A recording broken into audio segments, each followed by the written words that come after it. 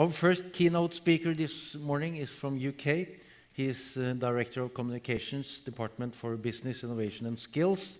He is responsible for developing and implementing the government's new communication strategy. He is also head of internal communications for 4,000 civil service communicators, and he has been working with communication for more than 30 years.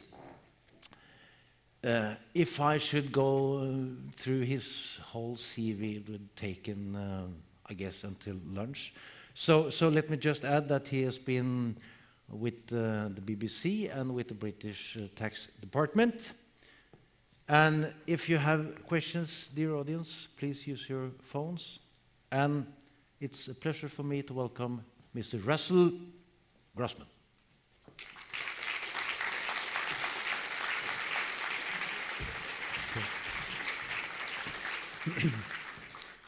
Hello, everybody. I want to thank you. Firstly, I want to thank you for inviting me here to Oslo. This is my second time in Oslo, and it's a great place to be, and not least because yesterday the weather was brilliant.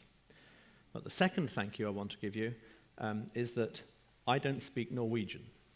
And if this was a conference in London and one of you were asked to speak, you wouldn't probably speak in Norwegian. So I'd like to thank you because you are more skilled than I am. And that is something that, unfortunately, in London and in Britain generally, we don't appreciate well enough. So thank you very much for that. As Eric explained, amongst other things, I am responsible with some other directors for a program that we have created in the UK government to, as we say here, to build pride and overcome prejudice. Build pride in the profession of communications in the United Kingdom, and overcome a prejudice that actually communications was perhaps not as good as it ought to be in order to earn professional status properly. And that's something I'll develop. But the first thing I'm going to do is to do the first rule of communications. What is the first rule of communications? Anyone any idea? First rule of communications? See if we can warm you up in the morning. Know your audience. First rule of communications is know your audience. So the first question I'm going to ask you, which will also test that actually you're understanding me, is anybody in the room a communicator? Okay, some of you actually put your hand up, that's good, you're in the right room, thank you for that. The second, which is a more generic specific, is how many of you work in public sector? Oh, lots of you. And in order to test the room, how many of you do not work in the public sector? Okay, so it's about 50-50. A lot of what I'm going to say is, of course, deliberately a live case study for the public sector, but at the same time, it is absolutely applicable to anybody in communications who believes in professionalism and in building the profession. Amongst other things, I have just finished a year as the global chair for the International Association of Business Communicators, and therefore building professionalism is something that I particularly am keen about. If you wanted to tweet this morning, then one tweet that you might want to do, which actually summarizes the whole presentation that I'm giving you here, is simply this, that effective communications gives great value to organizations, but it properly demands efficiency, effective leadership, and professional rigor. And I'm particularly going to concentrate today on the effective leadership and the professional rigor that we have put in the United Kingdom government in response to a challenge about efficiency. This material, which is quite detailed, and I'm going to go through some of it quite fast, this material is, of course, available to you afterwards.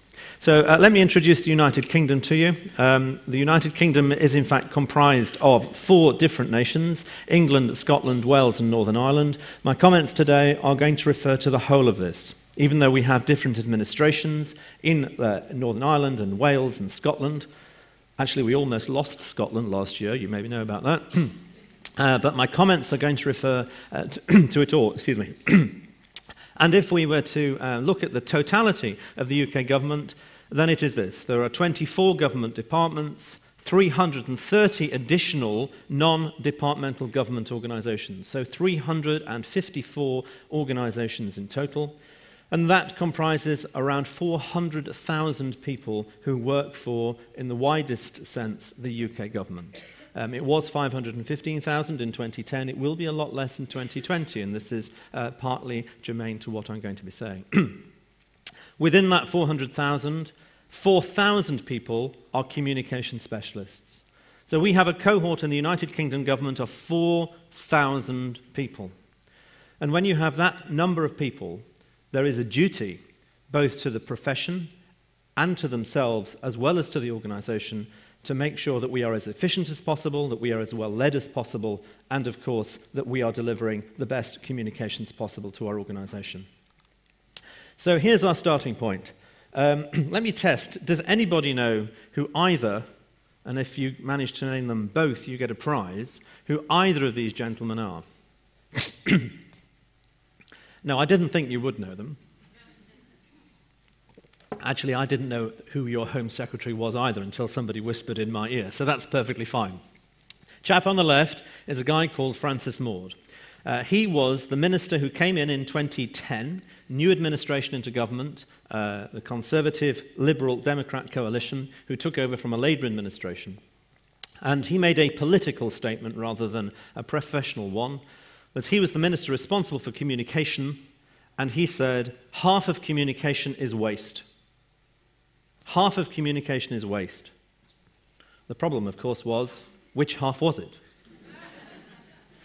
And he gave us an enormous challenge. And he gave us a challenge which was then continued in 2015 when the Conservative Liberal Democrat coalition was superseded by a completely conservative administration. Chap on the right is a guy called Matt Hancock, and I actually worked with Matt in a different guise for the previous 5 years. But Matt Hancock, again, very much determined to ensure that communications is driven down in terms of cost, people, and still that half of communications is waste.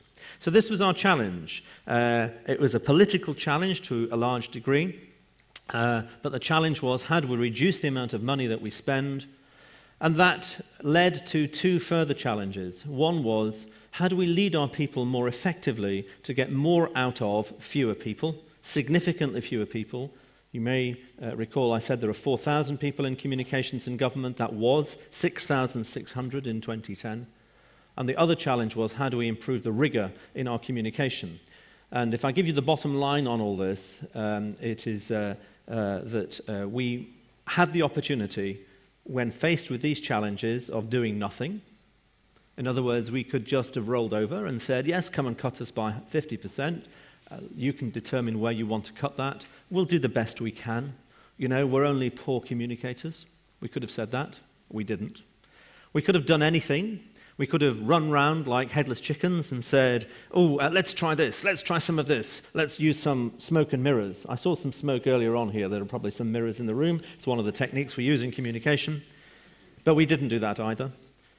So somebody said, well, we have to do something. And we did do something, but we did something more as well. And that's what I want to talk to you about today. So here's a graph. This is a graph of the money thing. I explained that money was an issue for the government. In 2010, we were spending on communications 14,200 million Norwegian kroner on communications. Those of you that are detail conscious will have noticed two things.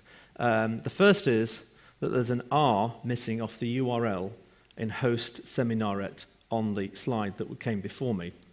The second that you will notice is that there is an M missing off my slide here after the pound or the Norwegian kroner sign. So it's actually millions. So that's not 14,200 Norwegian kroner. It's 14,200 million Norwegian kroner. That's a lot of money. Do I see you agreeing? That is a lot of money. So that's how much we were spending on communications in 2010.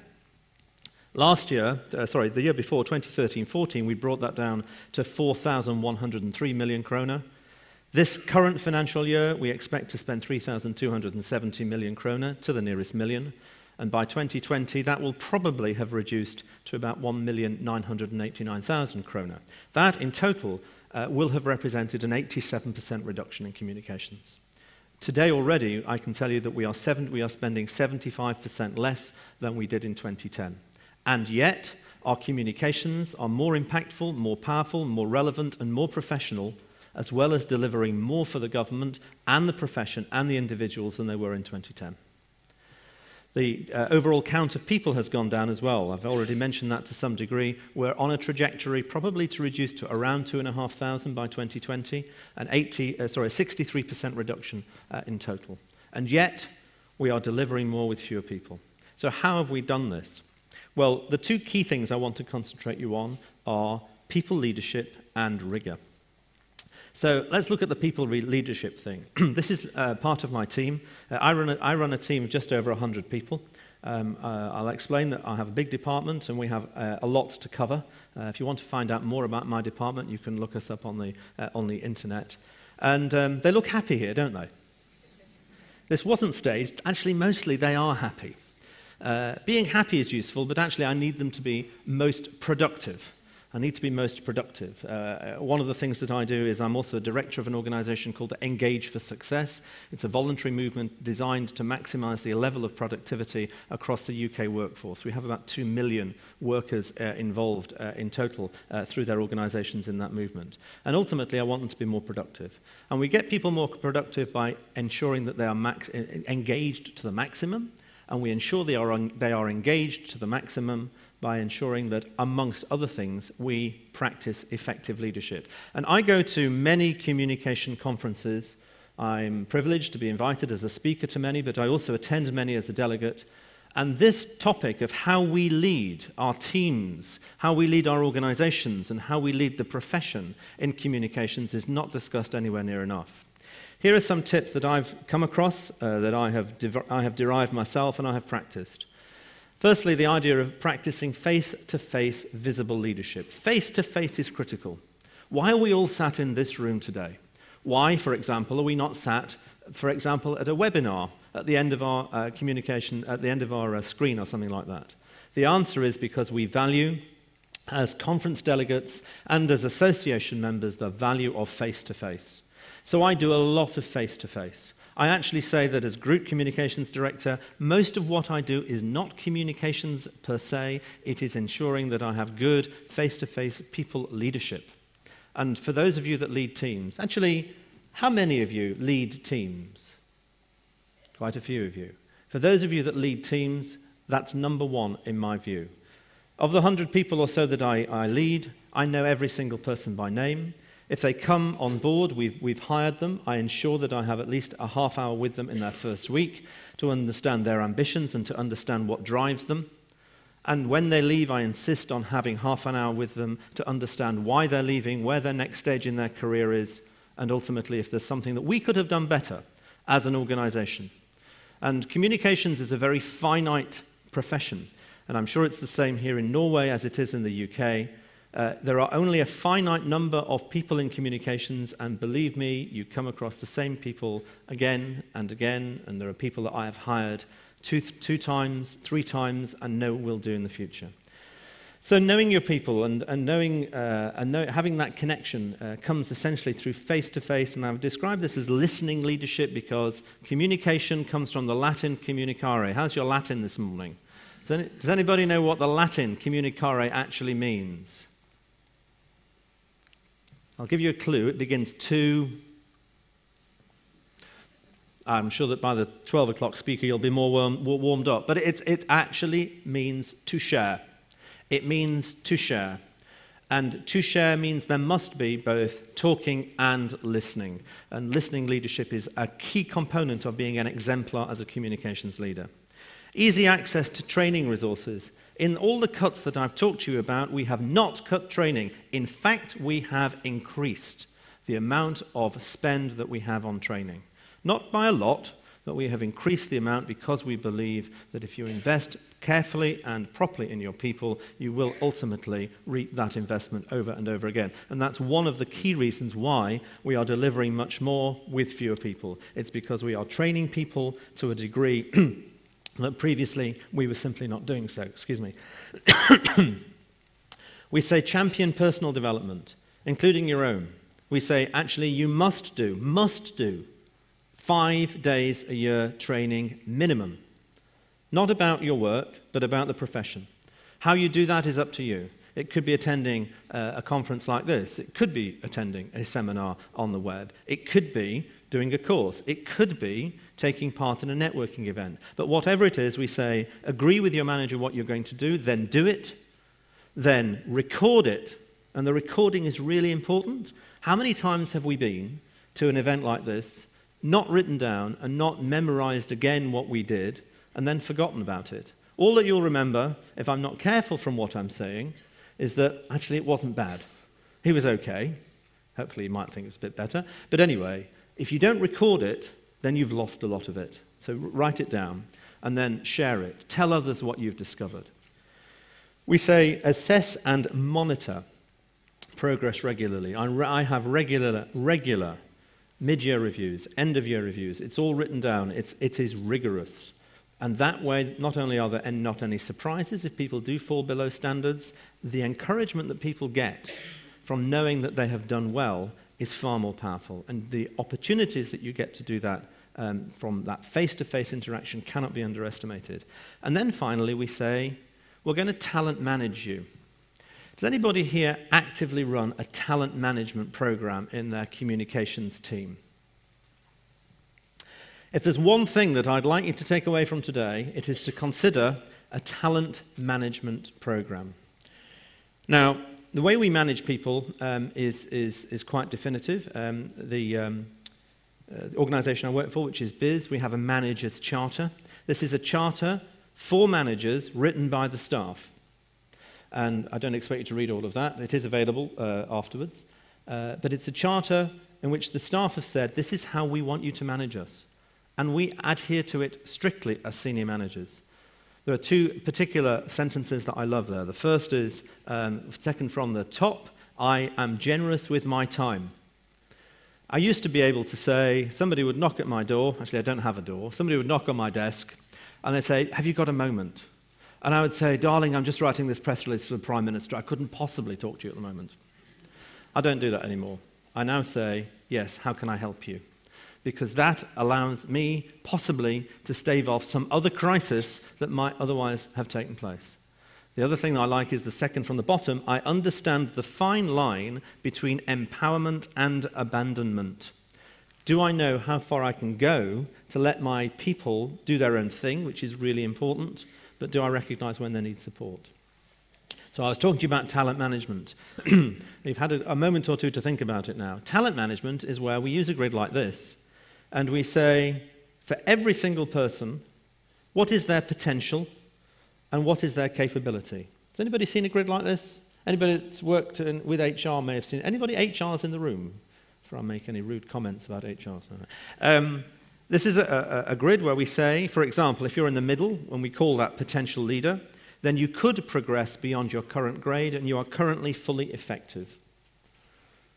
And if you are in the top right, which is called very strong contributor, then you are likely to progress beyond your current grade and you are in fact high capability in terms of your effectiveness. And anybody that's in the top right actually should be in the next job. They shouldn't be in the current job. And we use this actively to plot people as to where they should be, where they are, where they're going, where they're coming, and we're very transparent about it. It's not a secret process. A group of senior directors sits down, and it's a case conference about each person. It's done twice a year, and we plot people on that graph and on that chart, and everybody is told where they are. It's not a secret process. When we advertise jobs for open competition, we actively tap up, we actively email people in the inverted L, which is that kind of top right-hand corner, to say, this job is open for competition, you may wish to apply. And we do that openly and transparently. And that's the way in which we ensure that not only are the people with the best capability and potential known, but also that we help them progress. Does this make sense to any people? Good. Of course, you can be anywhere on this grid, except the bottom left, which basically says you are not particularly good in terms of your capability, and probably, unless you improve, we may seek to encourage you to leave. There are not many people at all in that bottom left grid. But this, again, is a way in which we have improved the talent and rigor of our people to ensure that we're able to deliver more with less. And for those people in that top right, then I talked about training. We run some special courses. We run a top talent course. And we actually run that with Google. One of the advantages of being the UK government is we can say, we're the UK government. Could you help us? And by the way, we were too poor to pay for it. And you'd be surprised about the number of companies, don't tweet this, you'd be surprised about the number of companies that say, yes, we'll help you. Of course, there is a little bit of a kudos working with Her Majesty's government in the United Kingdom. We're currently working with Google. We've also worked with Microsoft. We've worked with a whole range of partners on this particular program, which allows them to have exposure to a world which is beyond our organization. Because there is a problem sometimes that if you are a long-time serving person in your organization, there is a problem sometimes that you become too insular, that you are too introspective, you don't have the stimulus from elsewhere.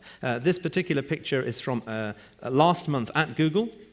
A couple of people of mine there. Second from the left is Alison, and the fifth from the right is Rachel. I've just actually pinched Rachel from the Prime Minister's office to be head of media relations at my organisation. I wrote to her because she was on the top of the talent grid, and I said, we're running this competition, you might wish to apply. And so she applied, and that's the process in action.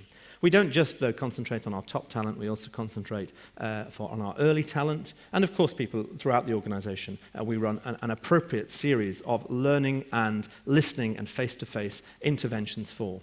We have just finished, for example, a series of 10 face-to-face half-day learning roadshows in which a number of senior directors went out and actively talked about and listened to how people were feeling following the election in 2015.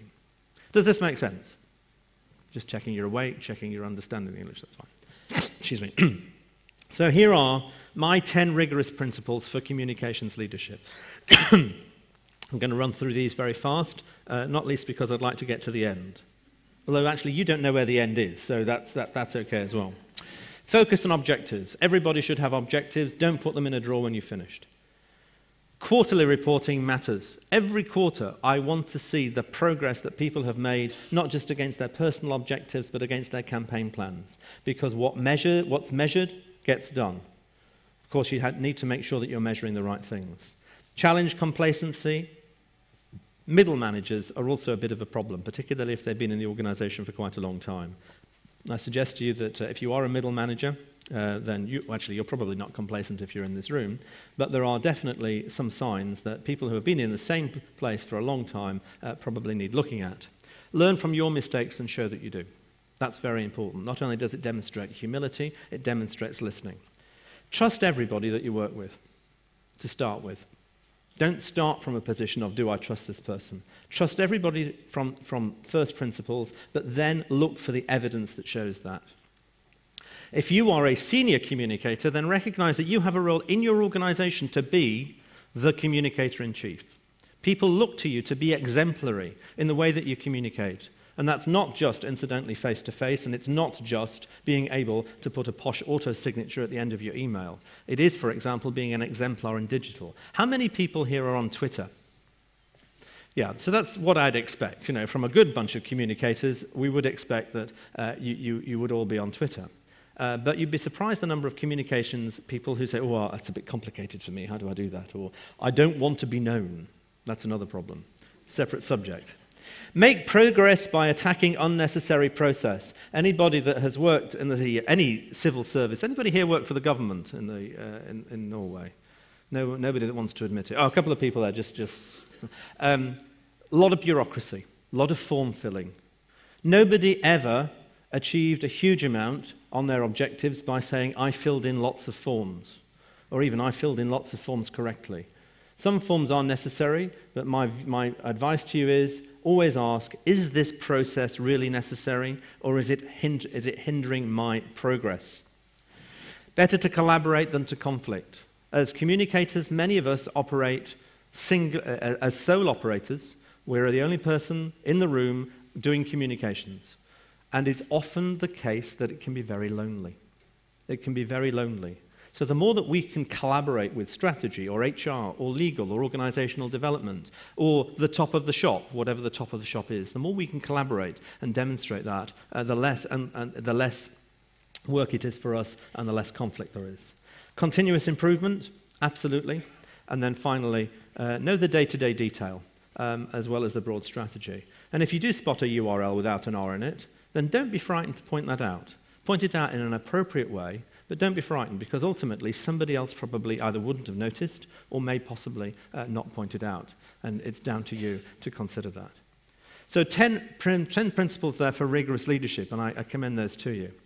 I talked about training resources. The good news here is that we've put a huge amount of resource on the internet. Massive amount of resource on the internet. The even better news is you can access it as well. Why would we let that happen?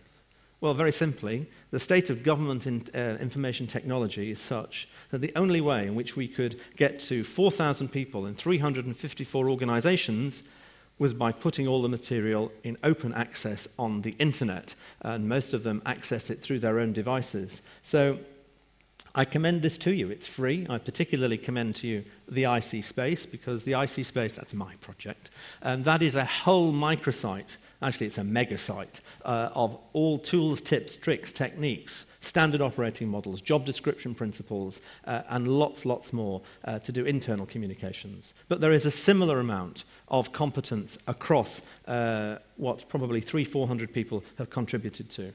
So please, do feel that you can access that. And if you like it, then please tweet to us. We're at UK GovComms. So finally, I just want to talk about rigor. Rigor, you'll have gathered from what I've said so far, runs through a lot of what we do.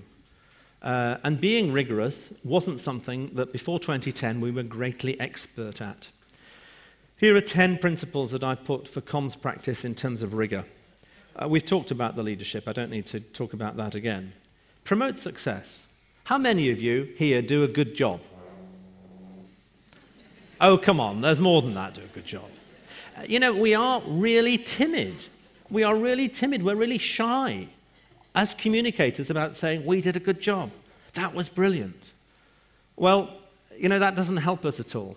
So we have become expert in doing a good job and then telling people we've done a good job. We regularly take part in awards, usually those that are free to enter. And if they're not free to enter, we say, well, the UK government, could you possibly give us a discount?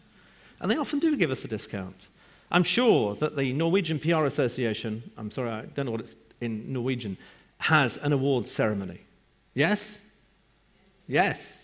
And if you are good at that, you can also enter, and this is the only plug, the IABC Gold Quill Awards. You don't have to be an IABC member to enter, and those close in mid-December. Get relentless stakeholder buy-in. Know the people who are important to you, and that you become important to them. You know who they are. We all know how to do a stakeholder map, don't we? Don't we? How many people do a stakeholder map, but actually don't do one for our own profession and our own team? You know, we'll do a campaign, and we'll say, you know, we want to persuade this group of stakeholders about this, and this for a client, but we don't think about it enough for ourselves. Very important. Have a single comms plan. So here's another reason why we've managed to do so much more with so much less. We now have one single communications plan for all those 354 organizations. Eliminated duplication, reduced waste, and particularly got rid of the vanity projects that organizations ran because they wanted to run them, not because they were overall of value to the government. Standardized campaigns. We run something called an OASIS model. OASIS stands for Objectives, Audience, Strategy, Implement, and Score. OASIS, lots more about OASIS in that resource that I talked about on the internet. Measurement I've already talked about. Measurement is really important because you don't know how good you are, or possibly where you're not good. 5% as a minimum of our campaigns is spent on measurement, and often more. We're doing a lot more measurement than we did previously. It is helping us understand where previously we were wasting our effort. Digital is, excuse me, digital is a culture, it's not a channel. It is a culture. And we are often looked to as practitioners to lead digital. If you are not best practiced and I'm not just talking about Twitter or LinkedIn, if you're not best practiced in NetVibes or BuzzFeed or Meltwater, if you don't understand the difference between Pinterest, Instagram, and Picasa, then probably you are losing out. And I'm sure there is a speaker here about digital at this conference. Absolutely, digital is a culture, and we have become much more digitally enabled. People look to us for that. It's a way that we can recognize success, and it's also very clearly a way in which we can do cheaper communications more effectively. So it is a channel as well, but it's not just a channel. Internal communications. Who works here in internal communications? Not enough. Not enough. Internal communication. I'm the head of profession for internal communications across the UK government. It's on top of my day job. We pay a lot of attention to internal comms, partly because for too long it has been the Cinderella. It has been the poor relation of communications, and yet it is now subject to the same rigor, the same creed, the same approach to all the things that I've mentioned. And we now have people from media relations or strategic communications who actively want to work in internal communications. And we have a creed across the government communications service, all those 4,000 people, that says, if you want to be a director of communications, we want to see that you have done at least 2, preferably more, distinct professional sub-functions. Internal communications and media relations. And we no longer have too many people in media relations saying, oh, internal communications, that's darling, that's for other people. Be open to new ideas. I've already talked about, we partner with Google and Microsoft. Also recognize that if you are fortunate enough to be a communicator who is working with good leaders at whatever level they are in the organization, those leaders are probably good leaders partly because they are themselves good communicators. I had the great serendipity and the great privilege to work for 2 people who were superb communicators. One was a guy called Greg Dyke, who was the Director General of the BBC between 2000 and 2004. The second was a chap called Peter Mandelson, who was the Business Secretary in 2008, 2009. And Peter Mandelson had been the Director of Communications for the Labour Party in the UK, big thing. There was very little that you could tell Peter Mandelson, but there was a lot you could learn from him. And I would go to him and I would say, Peter, maybe we want to do it this way.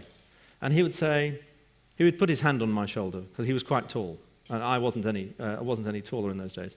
And he would say, Russell, that is great, but I would do it this way.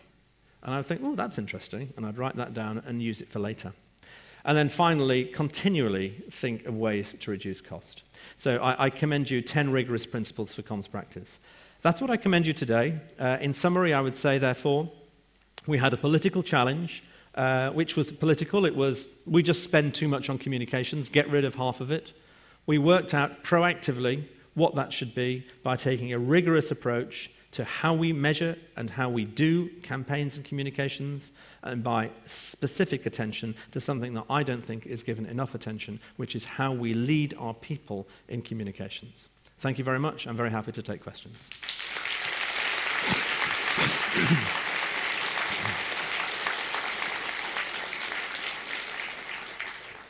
Thank you, Russell. The first question comes from me.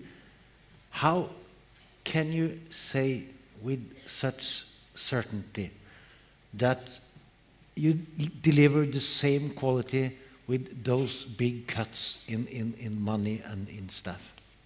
Simply, it's down to the measurement that we do. So we are rigorously measured against Prince2 project principles. We now do quarterly reviews. We do quarterly peer reviews. We also bring in people outside government to do reviews for us. So, for example, we have created something called the Evaluation Council. The Evaluation Council is mainly comprised of experts in communications evaluation outside the government, plus 1 or 2 of our experts within government. And about every 6 months, I, as a Director of Communications, am required to go before the Evaluation Council and be scored red, amber and green. Naturally, I scored green, of course. Second thing is we have run a whole series of communication capability reviews. Again, experts outside the organisation that have done a significant review on our leadership, our strategy and our delivery. And again, that is how I know that we have managed to significantly improve the communications we deliver. But then I have a question from one in the audience asking, how did those big cuts in staff affect the work environment? Do you mean in terms of morale?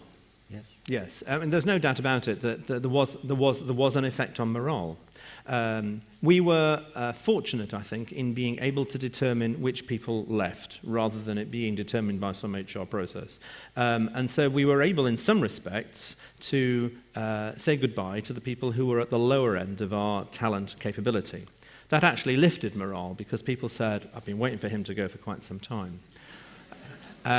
In other respects, however, that visible, face-to-face, regular leadership that we as directors of communications spend so much time on has really paid dividends, and has really shown people that although this is a tougher environment, not only is the organization working better, not only is the profession working better, but you personally, and it's all that bit, that's why I spent a lot of time talking about the training and the development, you personally, you can see that you are progressing as a communications professional. So it wasn't that, you know, we're not just looking after the government here, we're also looking after you as a professional. Okay. Here's a question about talent management. And the question is, this question says that it makes sense if you are in a large and a large organization with several positions. But in Norway, you will often have small teams of equals with a few or non-few leadership positions. And how can you then do talent management? So my response to that is that that's obviously the case. But by using, for example, the PR Association, it is possible to aggregate that. And certainly I would encourage, and all PR associations I think have a lot of attention to training and development, I would encourage that approach at an aggregated level within the communications profession, even if you're not able to do it. I know, if there's only two of you, and you both end up in the bottom yellow box, we don't really want, that's not good. We shouldn't have done that exercise. But I think the aggregation point is worth thinking about. What is your, as a communicator, most important task? Is it internal or external communications? Neither. It's integrated communications. And I think you cannot have one without the other. The reputation and productivity go together. Okay. That is my definitive and final answer. Another question then, because one of the headlines for this conference is the image that the communication business has towards the press and the media. And how are your relations to the media in UK? Oh, well, they're pretty good, I think. I mean, do they also think? Well, I said I think, but I would obviously say that, you know, one has to consider if you were to look at professions you'd really rather not be in a UK scale. PR does not actually function in the top 10. It's in the top 10. You've got journalists, politicians, lorry drivers, that sort of thing. Nobody's a lorry driver. So yes, I would say the image of PR, in my view, this is my view, but the image of PR in the UK has improved. But it has improved because the kind of rigor and the kind of attention to professionalism I've talked about is also repeated throughout many of the operations in the UK. But in Norway, communicators are accused of holding the cards too close to the chest, to not be as open as wanted, and so on. How is that in the UK?